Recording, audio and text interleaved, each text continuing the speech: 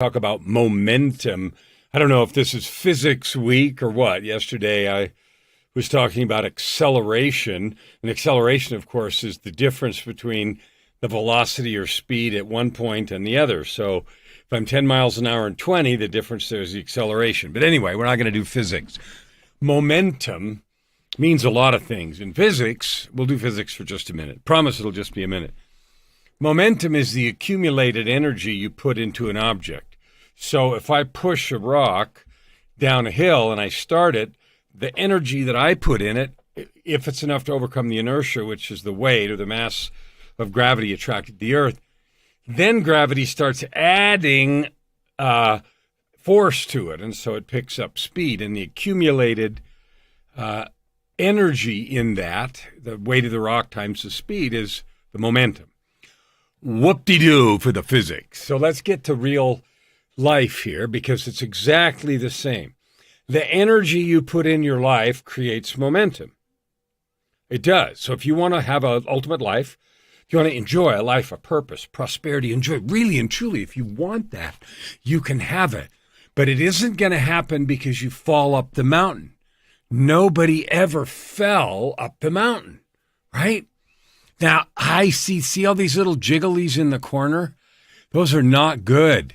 So I'm going to reselect my green screen and fix those. Isn't that fun? Now they're all disappeared. But anyway, momentum, you can have that ultimate life. You can have a life of purpose, prosperity, and joy.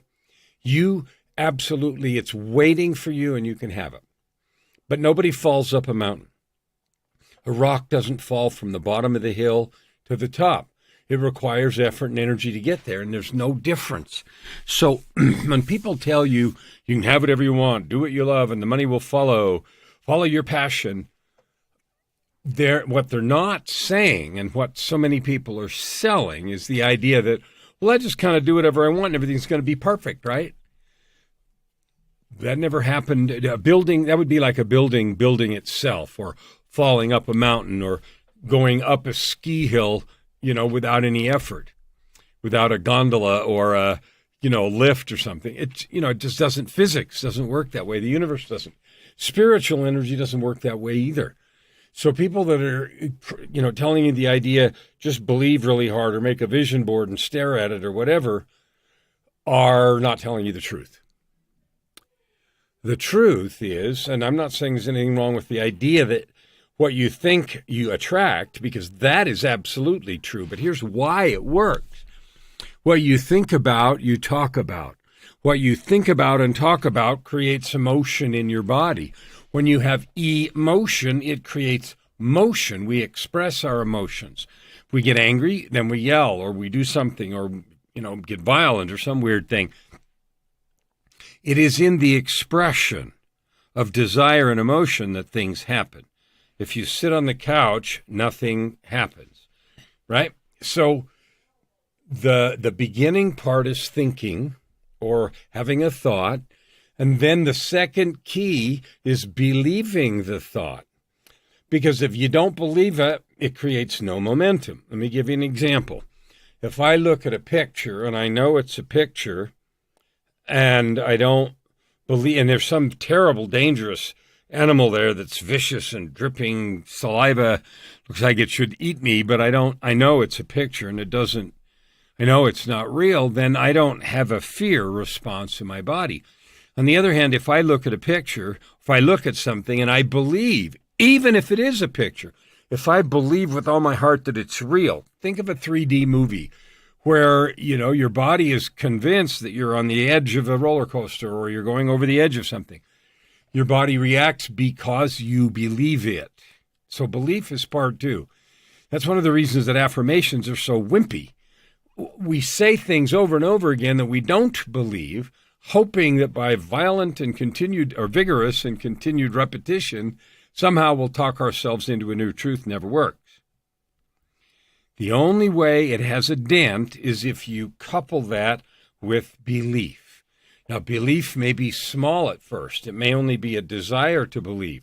In the book I wrote called The Book of Context, I talk about a divinely given pattern for changing beliefs. How do you change beliefs? because we all have these tethers. Think of a rocket ship with the tethers that hold the rocket ship up. Well, if one of them doesn't break down and the rocket blasts off, it falls over. As long as we have these negative beliefs, it's like having a tether hooked to your rocket ship. Can't go anywhere. Not happening. The key about belief is learning to untether your engine, to take the chains out, to take the anchors off. That is possible because you weren't born with these beliefs. Neither was I. You developed them. So did I. We can undevelop them. We can unlearn them. But you know what? It does take effort and energy, which is why sitting there wishing will never create what you want, because you're not putting any energy in it. There's no momentum in the picture. Momentum only comes when you put real energy into an object or an idea or a thought or a desire. So let's get to how I've talked about how it doesn't work a bunch. Let's talk about how it does work and what to do about it. If you're watching this series of Road to 50 Million, then you know my goal is to help 50 million people this year before October 14th. The first quarter's already over. It ended January 14th. I'm still working on measurements, so I can't tell you how close I am, but I can tell you it's not linear. It's more exponential because I'm building things. But what I notice is the growth of the building, the reach, and the effort that's coming is getting bigger and bigger and bigger, faster. So I will reach the goal. I know that with all certainty. But here's the reason. The movement to get to 50 million, helping 50 million people to discover their divine origin, in other words, that they're created divinely and intentionally, and that you have gifts and talents, and that you can serve with those gifts, and that's the way to have the biggest income and impact. So the formula for prosperity and joy, purpose, prosperity, and joy is discover, develop, and serve with your gifts. Discover, develop, and serve with your gifts. Now, those are easy words to say, but the process to do them is not a mystery. It's not magic, and it's not luck, and nobody gets it handed to them on a platter. Every single person has to take the same path. You have to discover the gifts. You have to believe in them. You have to believe in yourself. You have to love yourself. You have to forgive yourself of mistakes. You have to forgive others. There's all kinds of things, each of which activates the energy in your gifts and helps you create momentum. Now, if you want to create income and impact in the world, like you want to help people, people say all the time, I want to help people. I believe you. The most income and impact you can create, and I include income in there because that is a form of measuring impact. Think about that. You want to have an impact on the world? Well, when people pay you to do something, when you're adding good to the world, you're measuring. That's one way of measuring the impact you're having. You're having enough impact that people say, here, let me trade some of my energy, my accumulated energy, because that's all money is anyway. It's just accumulated energy. You're saying, you had such an impact on me, I'd like to pay for that. I'd like to give you some cash for it, some accumulated energy. I'll trade you your energy, your work for my energy, money. So income and impact are tied together inextricably. Now, there are people who make money and have bad impact, and there are people who have impact that don't go collected in money. I understand that. But there is a tie there. And so if you want to create money out of your divine gifts and talents in service to others, you can. And it isn't even hard. It's well understood and well known how to do that. But what gets in the way isn't how to do it. That isn't what gets in the way. What gets in the way is believing that it's possible. So the first thing is to discover your gifts. That is not a one-time thing. That's an iterative process. What do you like to do? What are you good at? How do you help people? What do you feel called to do? All those things are markers, and there are other pieces that we've talked about in other episodes. The next thing is you have to believe. You have to believe you can, or that you might be able to at least. Well, I might be able to. That's a good enough place to start. So you start taking action on those things, and action magnifies the language and desire of the attraction in that law of attraction sort of stuff by a zillion. Sitting, wishing, or wanting something by itself has a molecule of power. When you put action behind it, it has 1 billion tons of power. So action with true belief is invincible. You can have anything you want. That's why over and over again I've said, you right here, right now, can have anything you want. But mostly what I see in folks is, well, I want it to be with little effort. I want it to be with the minimum effort. People say that to me. I want to make the most money with the least effort. Okay, that's not how things work. It's not. You got to put in the effort in your heart. And the biggest effort is learning to love yourself and believe in yourself. Loving yourself and believing in yourself is the biggest hurdle, the biggest effort. Everyone seems to be, and I say everyone, it's a generalization, I know that, seems to be full of the story, I don't matter that much what I've written or sung or said or created or knitted or built. It's not that big of a deal. Nobody would care. Nobody would buy it anyway. You're simply wrong. They will and they would. If you see someone on the street and they're trying to sell you something and they say, oh, you don't want this crap, do you? Automatically you're biased to say, well, no. If, on the other hand, someone says this, may I have a moment? Just a moment. 30 seconds, I promise. This is amazing. It will really help you. It will change your life for the better. They are at least presenting the opportunity. You may or may not still want it. And that whatever they have may or may not be appropriate for you. That's why there's so many different kinds of tools. You know, all ways are not the same for everyone. There's no one size fits all. There's no one true mix. I say that because in the studio, the gold standard when you're mixing music is the one true mix. That's the one that sounds perfect to everyone on every set of speakers, and it goes on and becomes the number one hit, right? The one true mix. Anyway, there's only one life, and that's yours. Yours and our only interest. Your interest is your life. Your interest is your purpose, your prosperity, and your joy. What I have learned, and I'm learning more every day. I went to a church service today, and I learned it even more there, reinforced deeply and even more bulletproof in my heart. The way we get to purpose in our life is to serve in all sincerity and kindness and love, everyone and everywhere we can, and find our gifts and serve with our gifts. We were given these gifts to have a joyful and prosperous life. Some people are good at listening. Some people are good at talking. Some people are good at explaining. Some people are good at building and growing. Some people are good at calculating financial instruments and create derivatives for stock markets, and others create things like cryptocurrencies. All of those things can be valuable, and each one of them can be misused. Chemicals can be used for medicines that help and drugs that addict. So our challenge and our opportunity is to discover the gifts we have, to develop them by using them. They don't develop by themselves, like you don't fall up a mountain, and then make a choice to serve with them. And by serve, that means finding people who need the help we offer and then giving it.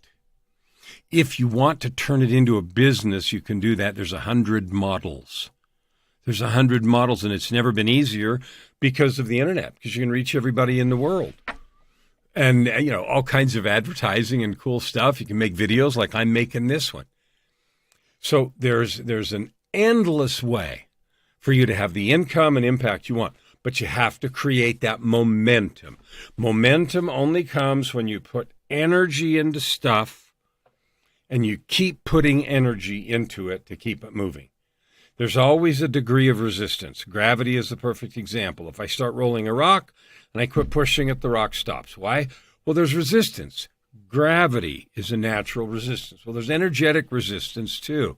If you're trying to create a business with your gifts and talents, there's going to be setbacks and resistance, and that's why good coaching and good models and good help and good information is critical.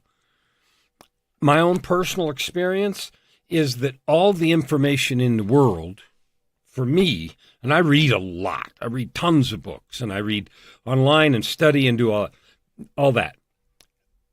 It's about 5%. Einstein said 1% inspiration, 99% perspiration, or at least he's credited with saying that. I found that to be true. All the information I've gathered is 5%. The 95% is the work, the effort, the constant willingness to change who I'm being, to lead with love, to serve, to look for ways to bless people's lives. And I know I'm saying all these woo-woo words, but you know what? People want to be around you when you are loving and in service. And that means they're willing to buy your stuff. They're willing to buy your coaching programs and your teaching programs and the way you help them learn to live with this or that disability or struggle or affliction or overcome an addiction or be more powerful in public speaking or presenting. There's 1,000, 10,000 ways. I know someone who had a podcast about astral projection, which is that, if look it up, astral projection, it has to do with the astral plane and the astral body and stuff like that. My point isn't anything except she was making a living doing this podcast about astral projection. Well, that's pretty weird. But she was doing it. So you can make a difference, an impact, and a living with your divine gifts. I can promise you it's the easiest and fastest way to make a living, make an income and an impact, and to have the most joy. So if you're looking for purpose, prosperity, and joy, discovering your gifts and serving with them is the way to go. My commitment is to help 50 million people do just that. So if you want help discovering your divine gifts, if you want help overcoming the stories and the roadblocks and the barriers and the stuckness, I'm here. I have programs. I have help. I love it. This is what I'm doing. Help 50 million people discover that you're really divine. You have those gifts. You're not an exception. You really have them. You can make all the difference you want, and you can have the life you see other people have and say, how come I can't have that? Well, you can. But you got to walk the road, and you got to push the rock. I find that coaching is really the people encouragement business. Information about how to do stuff is free. You can find anything. Now, you might pay somebody who's collected it and collated it and synthesized it in a new way, but that is only this much. 90% is going to be your willingness to execute and implement. For me, the most important thing was getting the right coaches. That was the game changer. The info was easy. Yes, you can find it free. Yes, you can buy it. The courage to act, to love yourself, and to stay focused on your road to income and impact by serving with your divine gifts, that's the challenge. Staying focused and in motion. I'd love to help. I want 50 million people, and I am so excited to do that. 50 million, that's the road I'm on, and I'll see you tomorrow on the road to 50 million.